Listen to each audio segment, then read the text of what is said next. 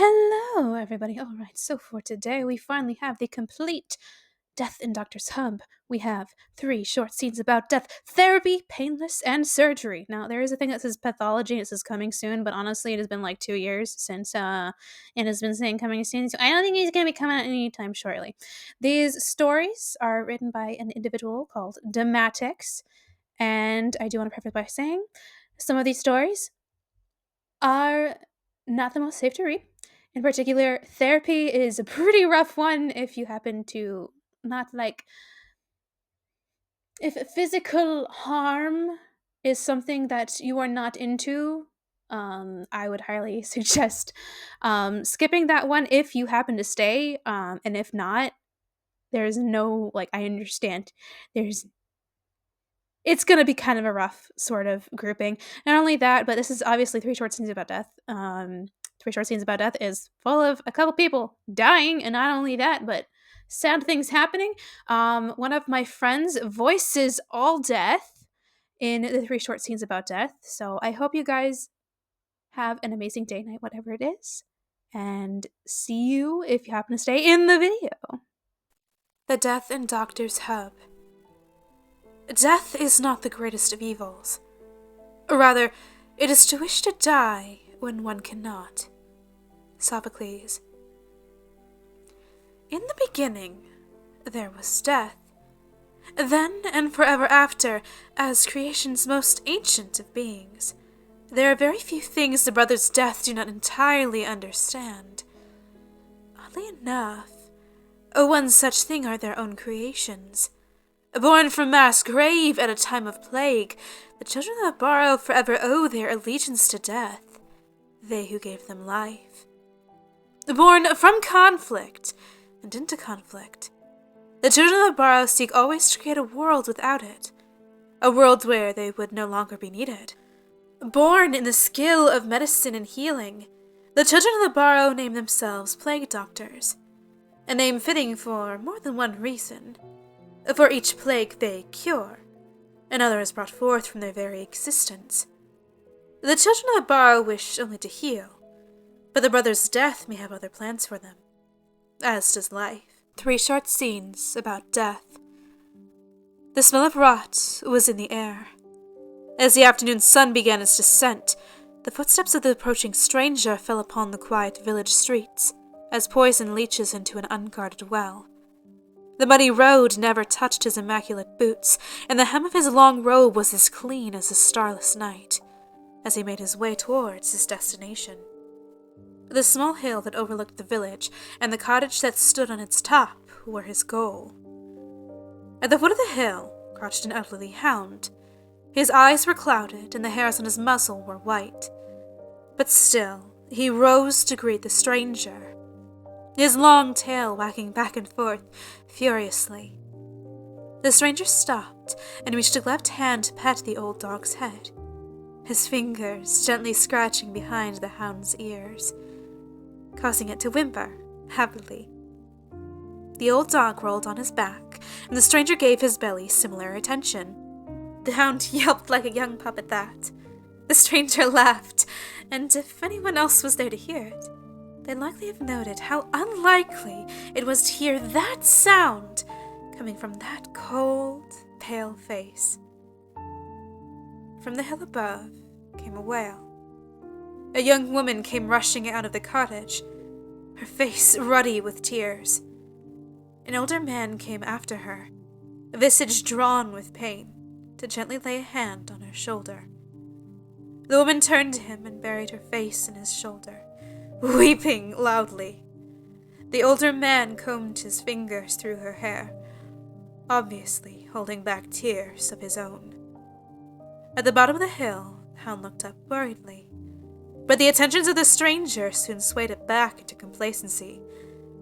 As for the stranger himself, he observed the scene impassively, cold silvery eyes passing over woman and man and cottage, as if all of those were less than the dried leaves that covered the surrounding countryside. He made no hails, nor did he move to ascend to the top of the hill. Some time later, a third man emerged from the cottage. His outfit was that of a country physician, though his pale ibis bird mask belied this impression. He spoke briefly to the older man, nodded to the young woman, and then returned inside. Moments later, he emerged once more, this time carrying a large bundle in both hands. Seeing it, the woman wailed again, running back into the cottage and slamming the door behind her. The older man shook his head and said something to the physician, and the two shook hands. The older man followed the woman inside, while the physician, bundle in hands, began to make his way down from the hill and onto the muddy road below. While all this occurred, the stranger never lifted his eyes from the hound, who was now dozing in the sun next to his feet. Long fingers kneaded the hound's hindquarters, where an old hunting wound had left a large scar. As the physician stepped onto the road, his eyes fell upon the stranger. He stopped mid-step, a bundle clutched tightly in his hand. "She's not for you, youngest. A deal was made." The stranger gave the hound one last pat and turned to face the physician. Eyes like frosted glass measured the masked man. "A deal? I recall no such thing, diagnostician." The physician grasped the bundle more tightly yet. "You gave us leave! Damn you! You gave us leave!" The stranger cackled, this sound lacking all of the joy of his earlier laugh. He straightened, and in his full height he loomed over the physician like an oak over the stalk of grass. "Be wary of making assumptions, insect. Remember your place. Remember by whose power your rotten form remains on this earth." The physician looked up defiantly for a moment, and then all resistance seemed to leave him. Something within him crumpled, and he dropped his bundle to the earth. "Have her, then. You always get yours in the end, don't you?" The stranger laughed once more, and a silvery harvest sickle appeared from the folds of his dark robe. He raised the instrument to the air, and the physician closed his eyes, unable to watch. The very air was parted in two as the sickle descended to the ground, to hover above the head of the old hound, whose labored breathing slowed, then stopped. A silvery thread unwound itself from the elderly dog, and curled around the sickle like an early morning fog, and the air was momentarily filled with the sound of the proud baying of a hound in his full glory, filled with the thrill of the hunt. The physician stared as the stranger stashed his sickle back in his robes and turned to leave. "The hound? You came all this way for a dog?" The stranger half turned and looked up to the early autumn sky, towards the slowly setting sun. "I have told you not to make assumptions, did I not?" The physician didn't know what to say, so he said nothing. He bent down to pick his fallen bundle. As he rose again, the stranger was gone, leaving only the scent of rotting snow and dead leaves behind him, and a comment. "I happen to like dogs." "One sniper." The warrior gaped at his own shattered corpse. His face, adorned with a newly formed beard he had been so proud about, now sported a rather ugly hole dead in its center. His brothers in arms didn't even stop to arrange his body in a more dignified pose. So, it remained splayed on the dirt where it fell, its one remaining eye staring blindly at the desert sky. This can't be happening. An explosion in the distance. Screams. 7 improvised demolition charge. Total 8. Flies were already beginning to gather around the warrior's body. Tiny insects buzzed around spilled brain matter, relishing in the unexpected feast. The warrior, horrified, tried to wave them away, but they did not appear to notice him. It was almost as if he wasn't there at all. As if that body was all that was left of him. But that clearly wasn't true, was it? He was here! This wasn't what was promised. To his horror, The warrior found that he no longer felt anything when he looked at that meat that was formerly him. He made no further move to swat away the flies that began buzzing around the ruin of his face, nor did he scream when a battered SUV carelessly crushed it below its wheels as it rushed away from the battlefield, clearly carrying wounded that appeared to be in a little better shape than his corpse. 23. A series of anti-tank missile attacks. Total, 33. The warrior now became aware of the droning, somehow metallic voice. But where did it come from? Where? 43. Ambush, a small arms fire. Total, 76. And there it was, towering directly above the warrior as if it was always there. A gargantuan armored shape that eclipsed the sun.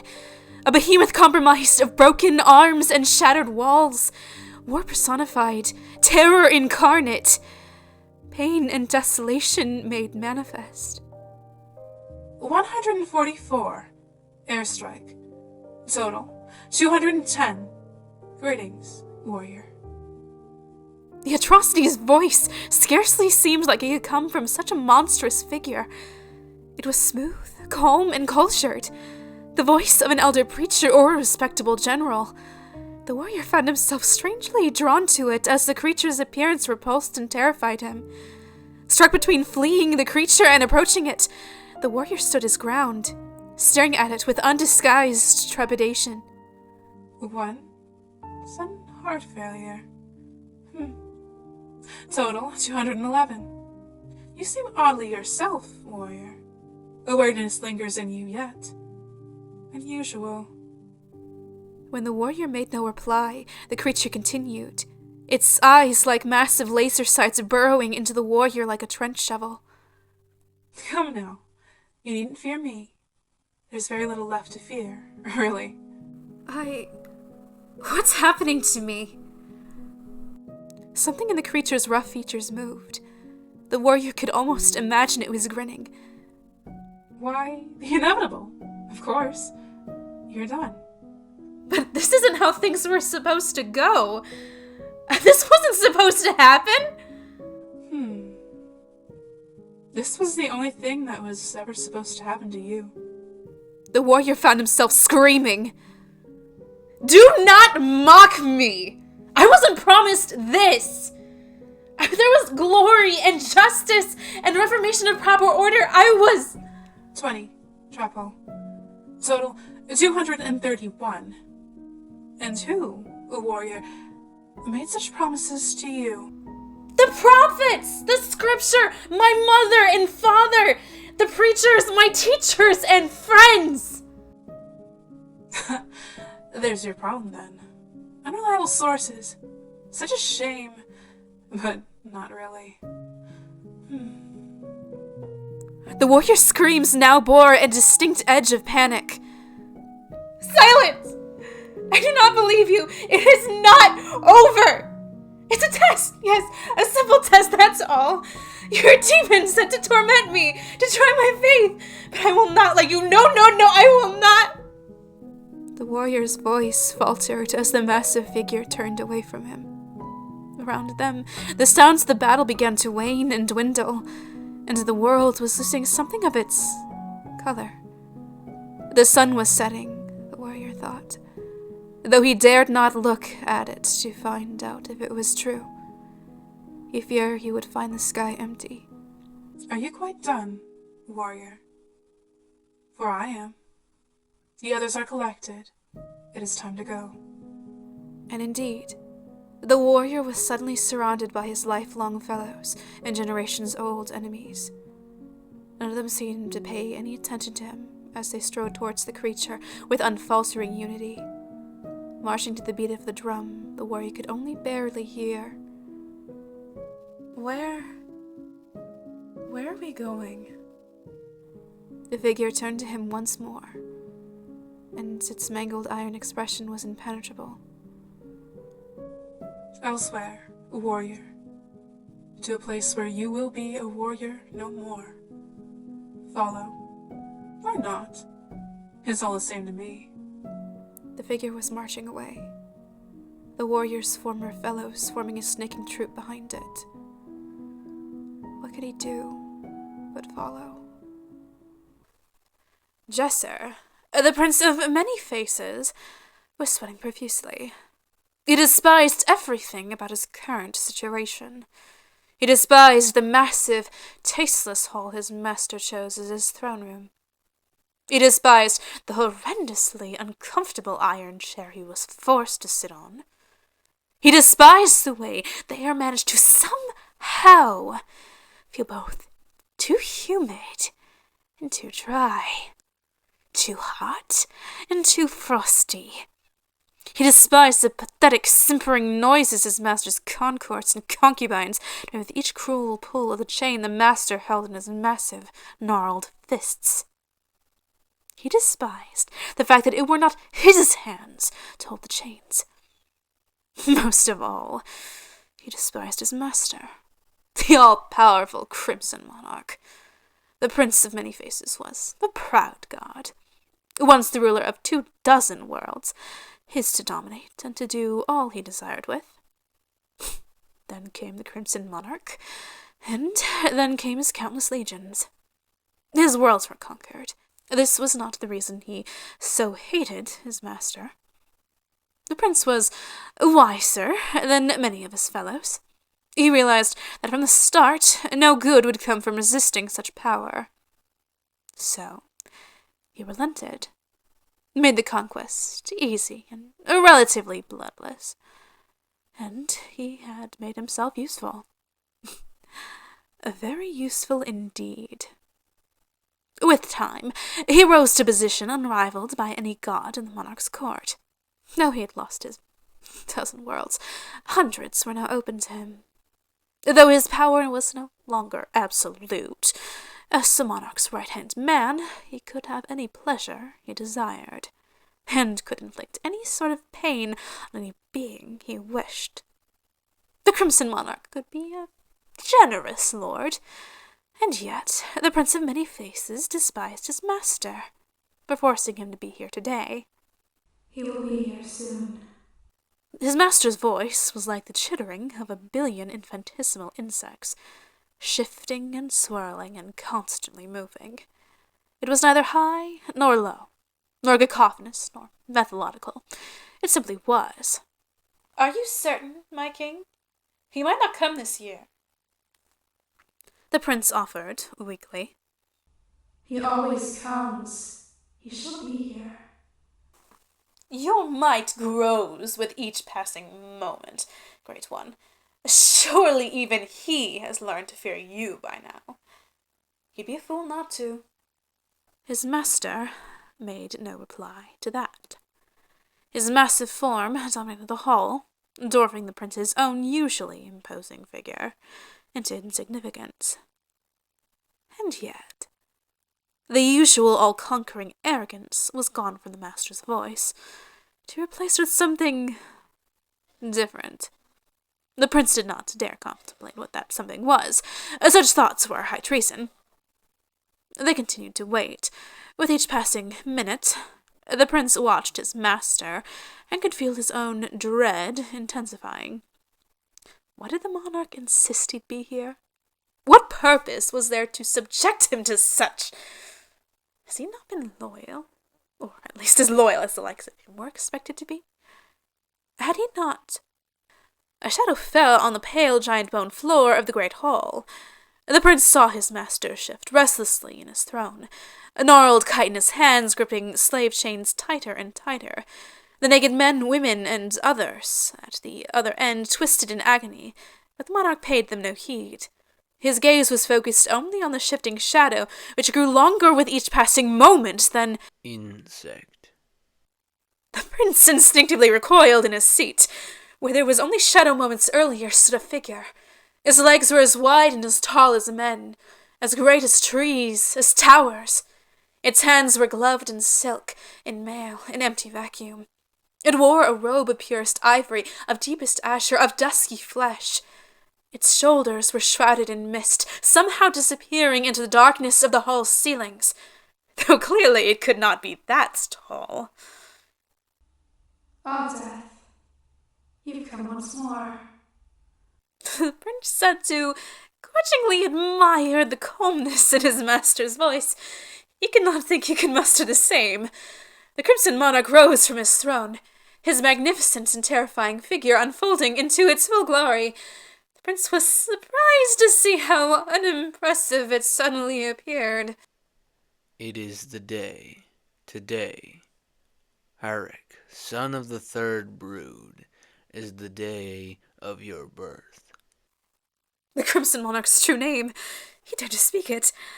So the rumors were true. For a moment the monarch's visage was lit with fury. And then he mastered himself and spoke once more, calmly. Today, O Death, is the day of my birth. Today is the day I began my ascension. The day of your birth, the day you took your first victims. Your brood brothers still scream for you in my halls. They shall scream far more loudly when your halls are mine. I shall make sure of it. From the mist-shrouded ceiling came an awful sound. Merry laughter? As light and guileless as a child's, filled with joy. An earthworm. You burrow in your dirt. You eat the other tiny creatures that live in it, and think yourself the master of all creation. His master visibly bristled at that. With a sudden yank, he pulled at his slave's chain savagely, bringing one of his screaming consorts to his feet. The monarch grabbed the helpless man with one of his enormous fists and effortlessly smashed his throat. The man had no time to scream. Earthworm, you say? How's you roll? See how easily I master your domain. See with what grace I deliver many more into your dang halls. For a time, the figure did not move. The master dropped the consort's lifeless body to the floor, where he was gathered by his weeping fellows. The prince said nothing, looked at nothing. He only wished to be away from here, back at his games, back at... Indeed, Harik, son of the third brood. No other has delivered so many into my halls. Such I shall give you. You have filled them to the bursting. His master seemed to straighten at that, as if the Old Death was his own master, and he but an apprentice awaiting praise. It was an odd sight. Consider this, when the day comes for you to join them, for me to take you to them. And just as fast, his master deflated, all strength seemingly leaving his body.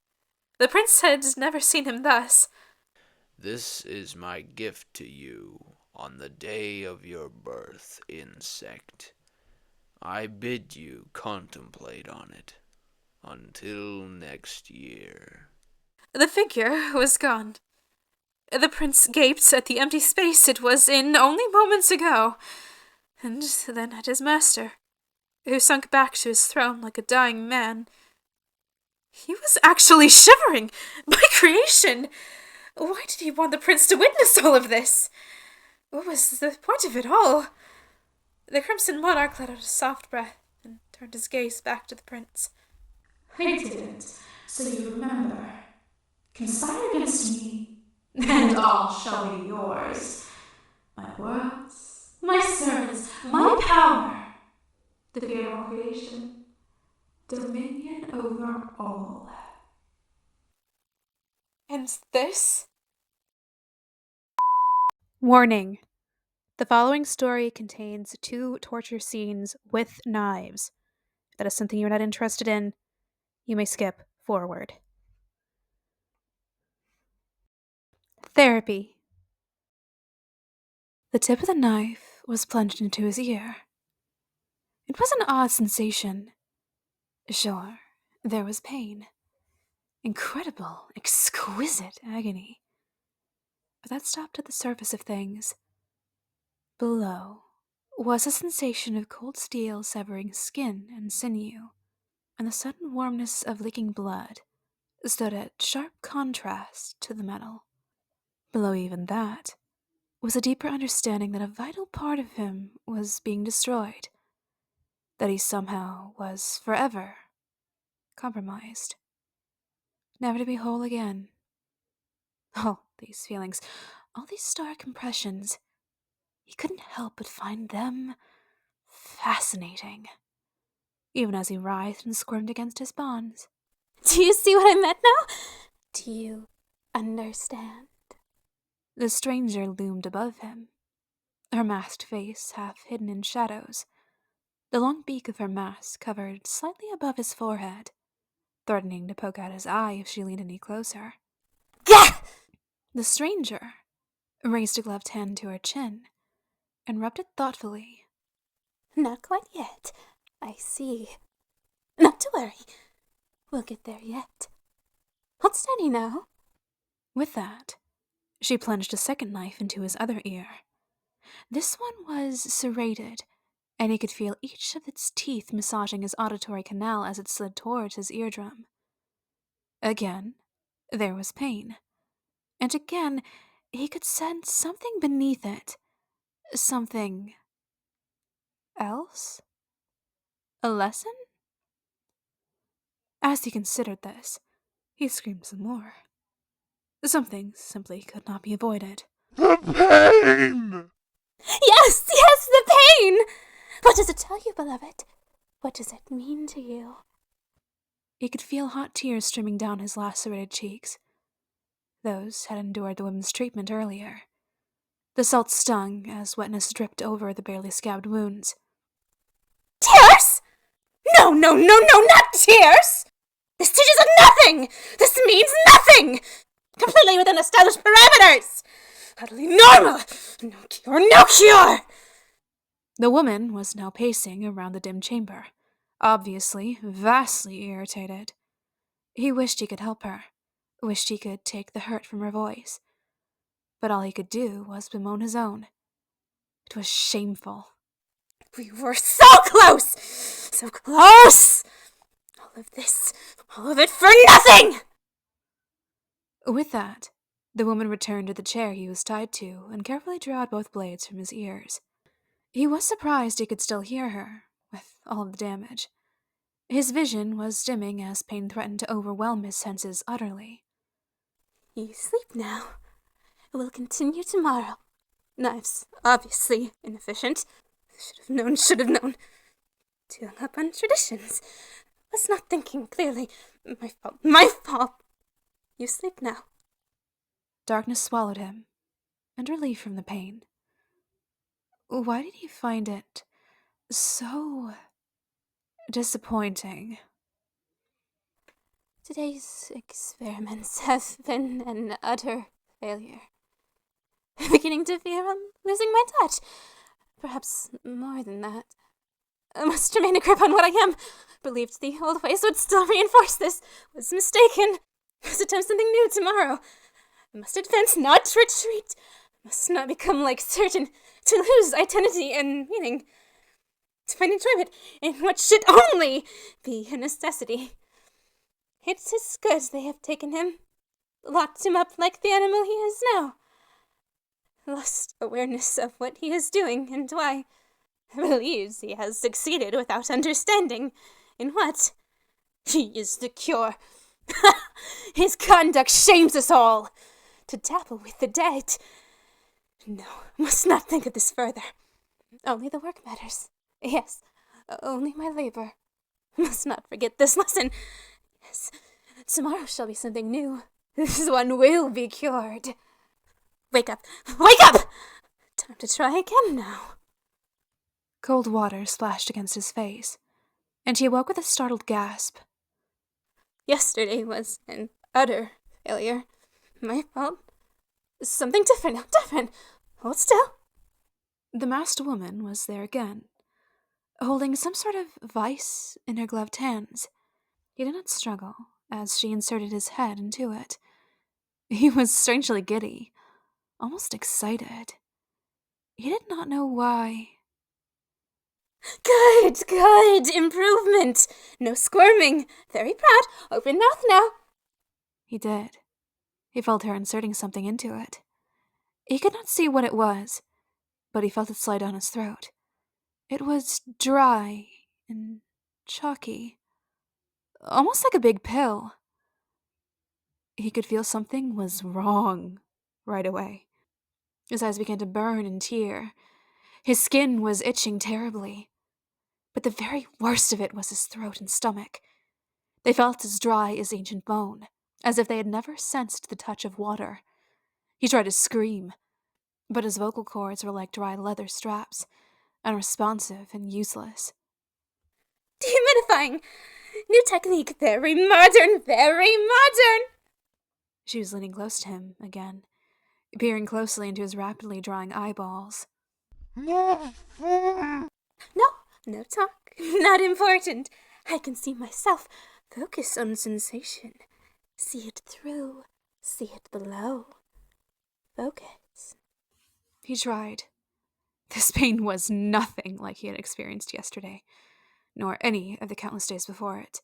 Though the pain of the blades inflicted was a layered thing, it could simply not compare.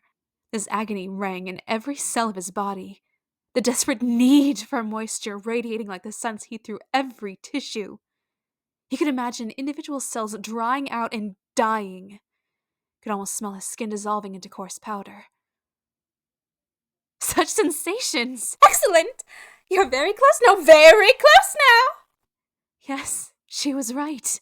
He had never experienced such a thing before. His awareness of his own body increased to a level he had never imagined possible. Everything was pain, and he was everything.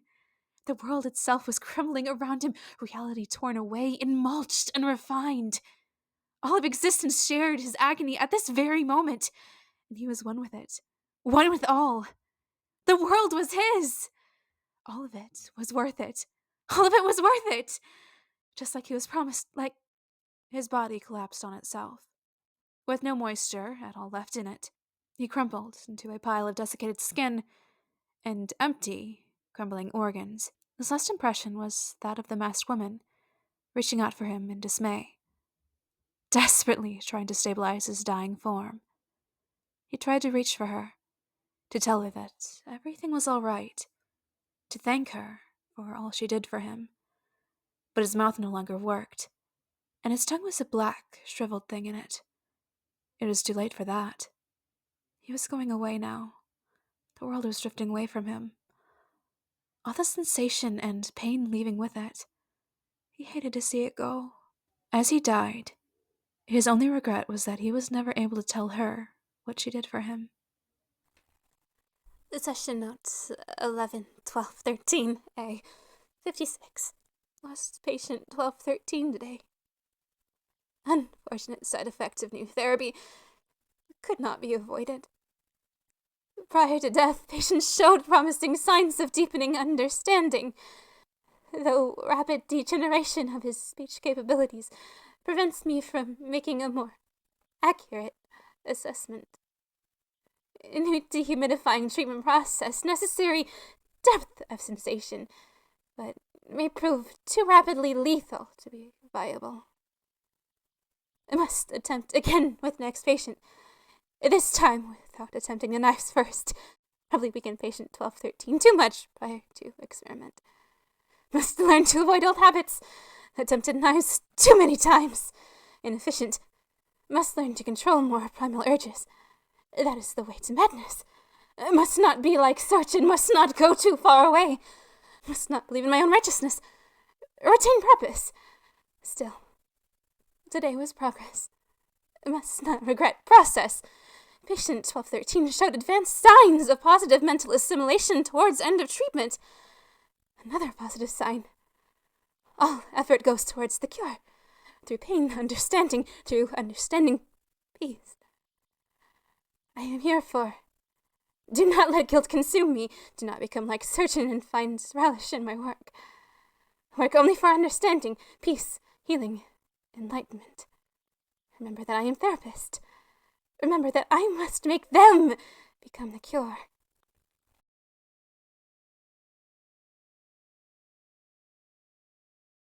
Painless.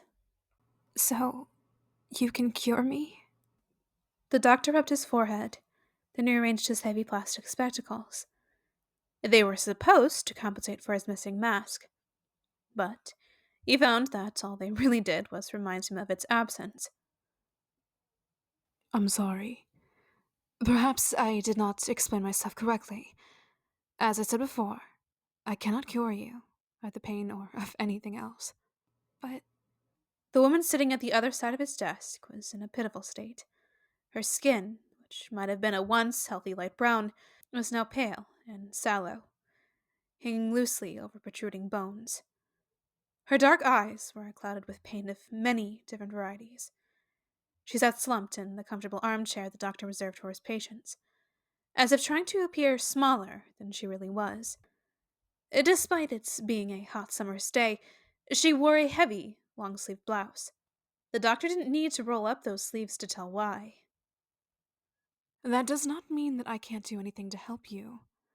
I do require, however, that you understand the nature of the treatment you will receive. Okay. They never understood when he first explained it to them. The doctor did not blame them, for he wasn't truly sure he understood himself. Pain is chronic. Not just yours, but everyone's. It is a symptom of human existence. Something all must endure simply because we are. He could tell he wasn't getting through to her.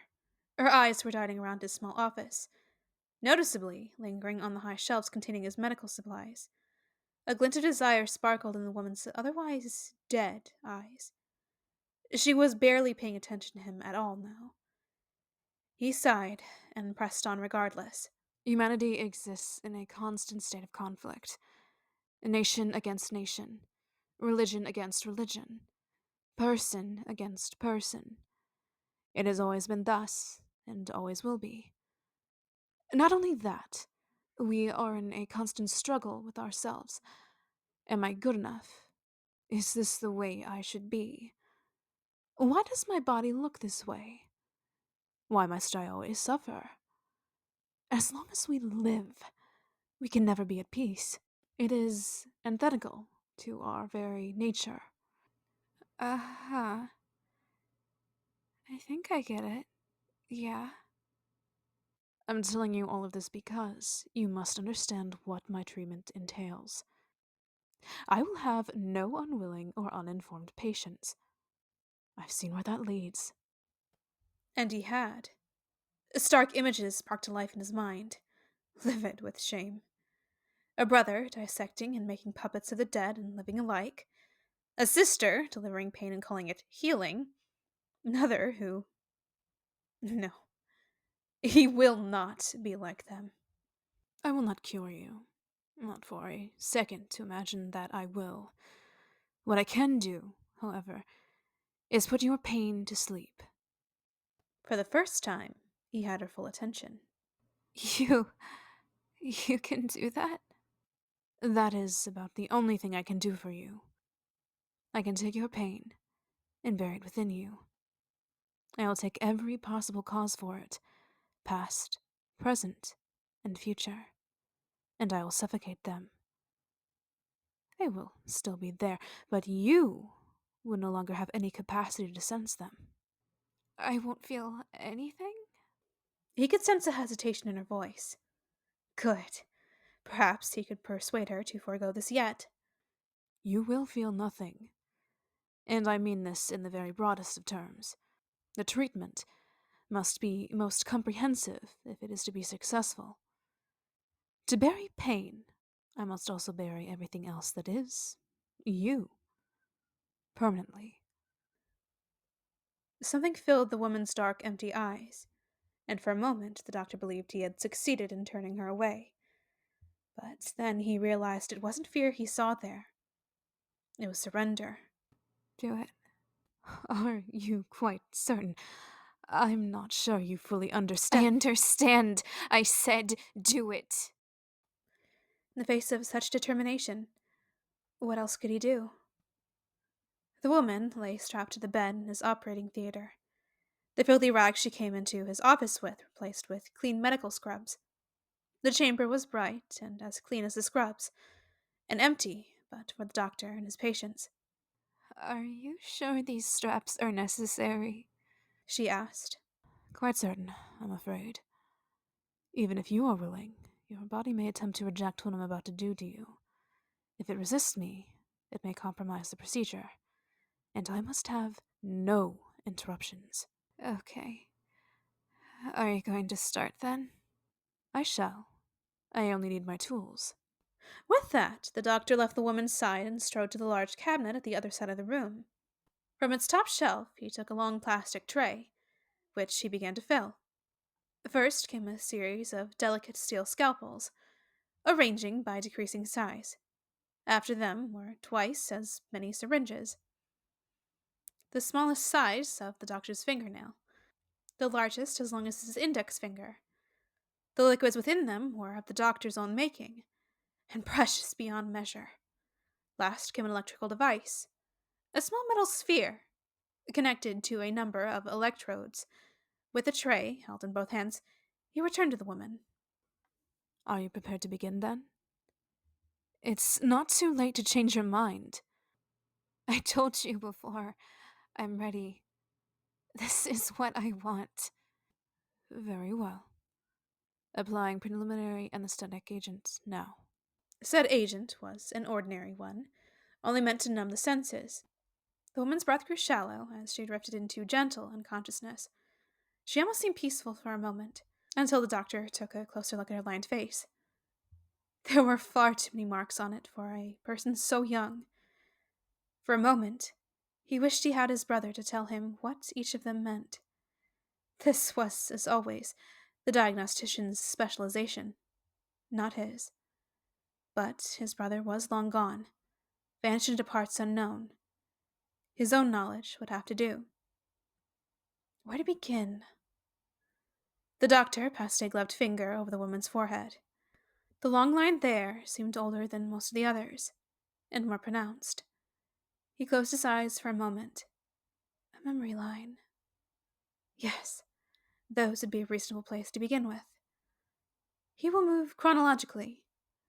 The doctor took one of his smaller syringes and gently used it to pierce the woman's skin near the line. Almost immediately, it began to shimmer a faint bluish hue. Application successful. Proceeding to erase. He said to no one in particular. With that, he drew the second largest of his scalpels and carefully began to cut a line surrounding the line.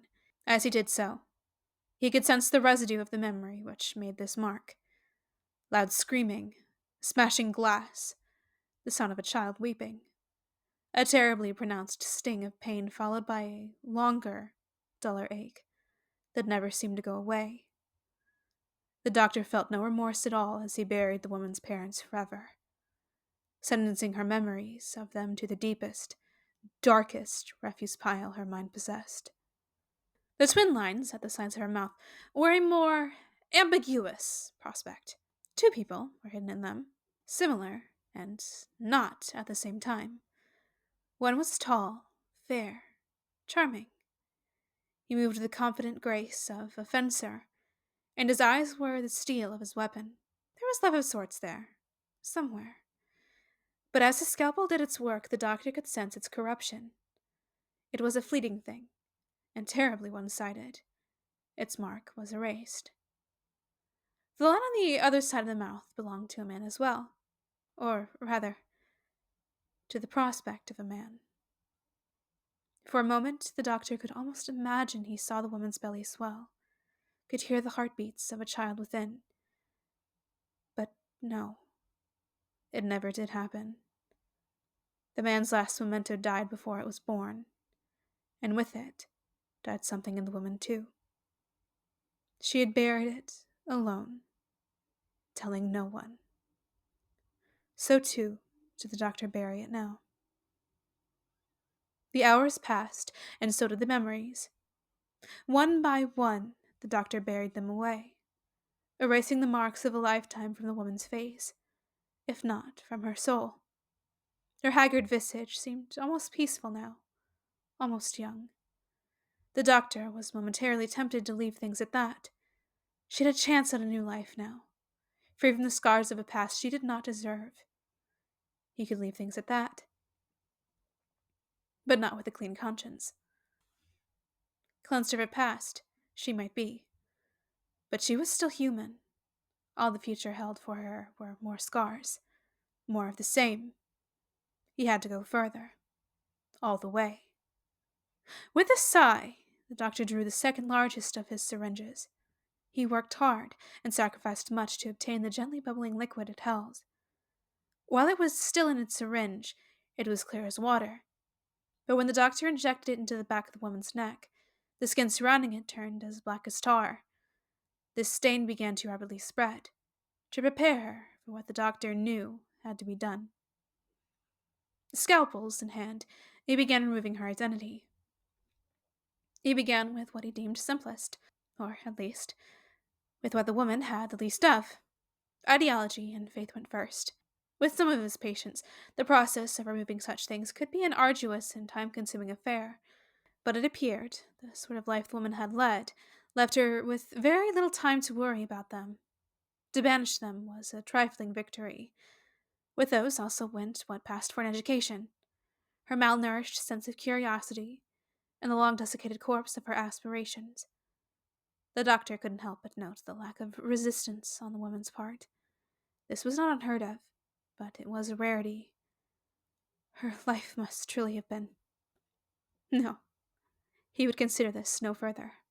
If anything, this was confirmation he was doing the right thing. He persevered, moving to more difficult things.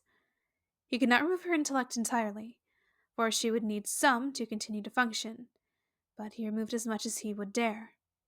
He knew its burden too well not to. Hers was a sharp thing, even as abused as it was, and the doctor had to be very careful in his cutting.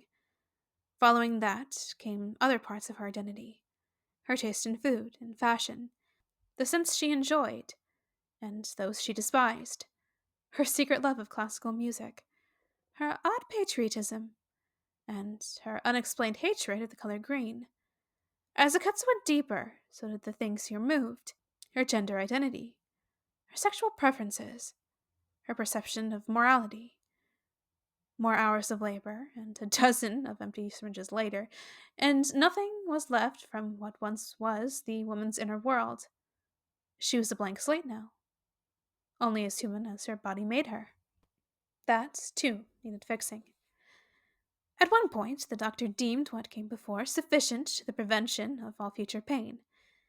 He had learned differently, however. People did not need to know anything about a person's inner world to hate them, to hurt them. For her to be truly free, the last step of the procedure had to be completed. The doctor removed the small electrical device from the plastic tray and connected its electrodes to the woman's thin arms. He then began erasing her body.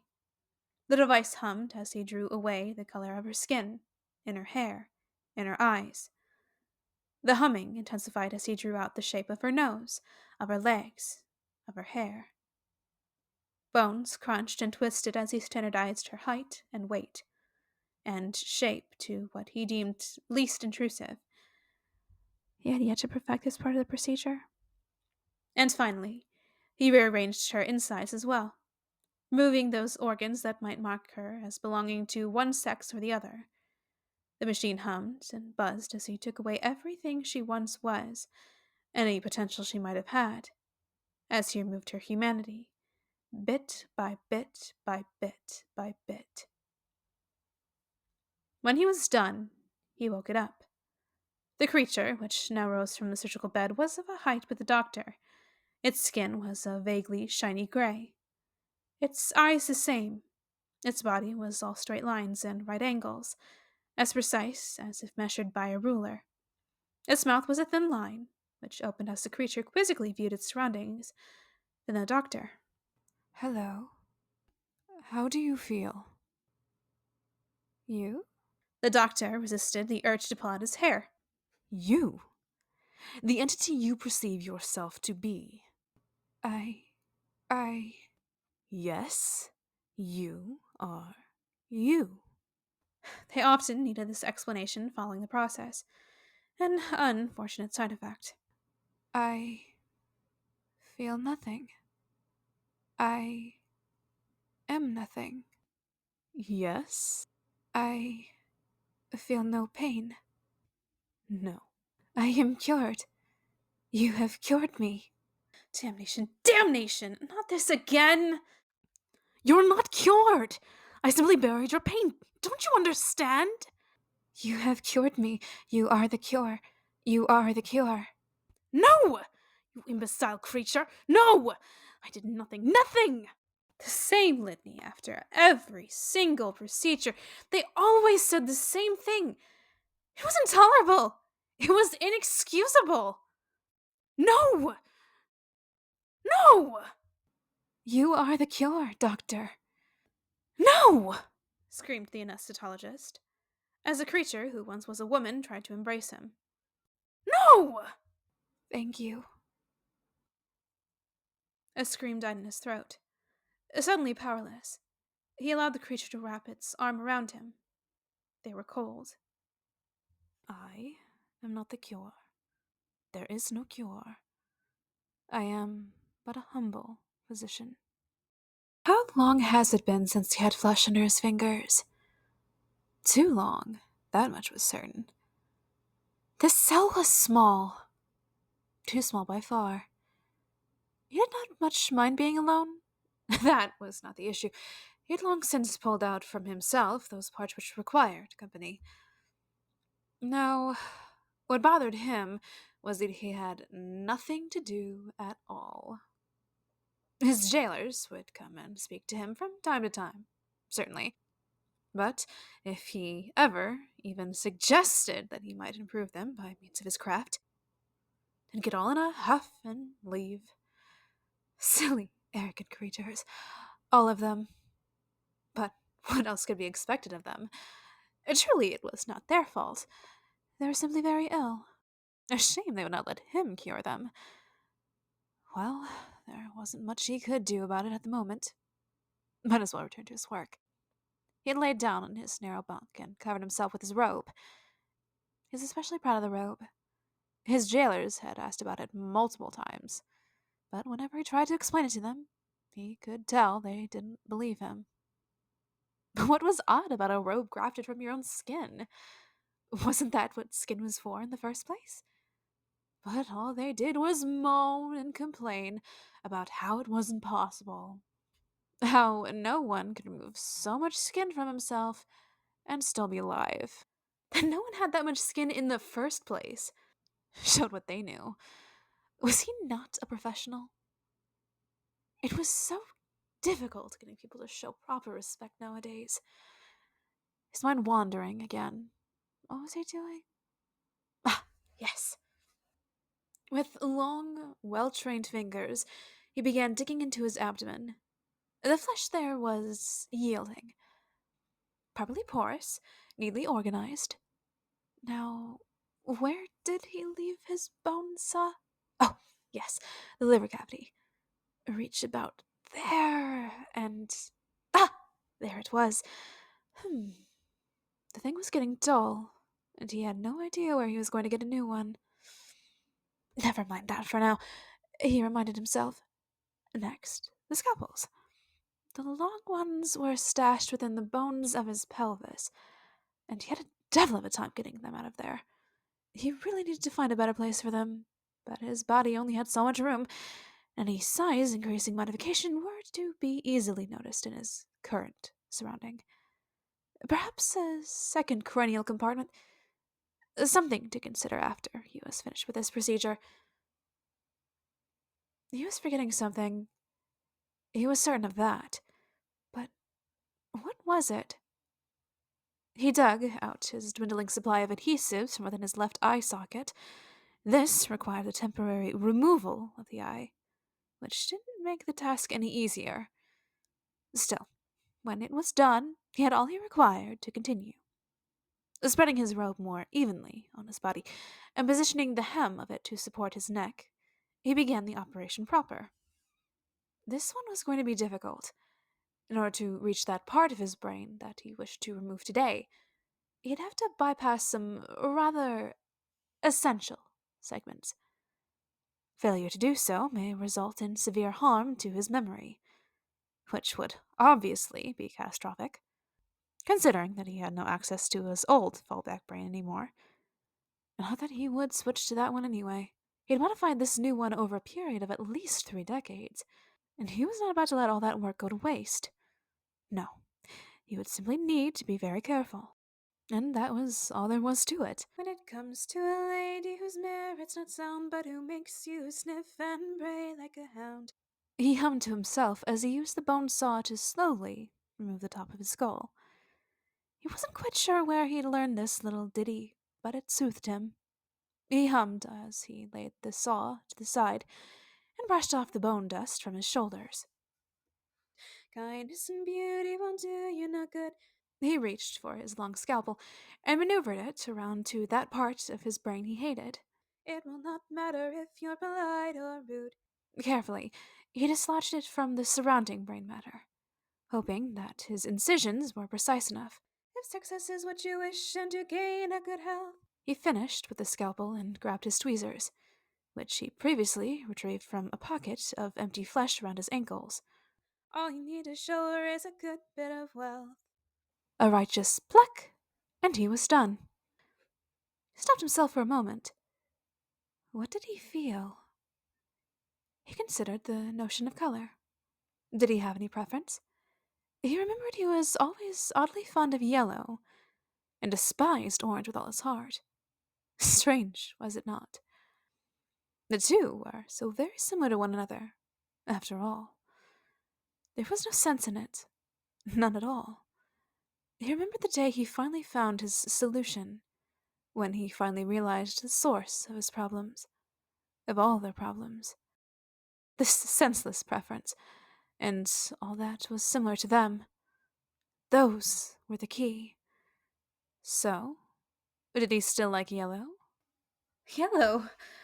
Yellow, I don't care about yellow! Capital! He had done it. It was gone! Another wretched part of him cleansed.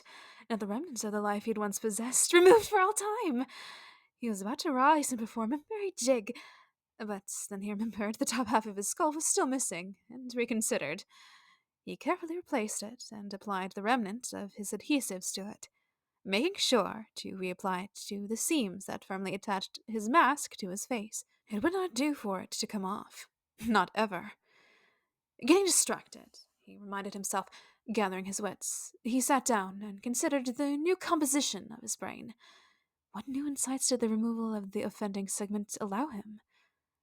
First, he should revise the conclusion he had already reached, to figure out if those were still around.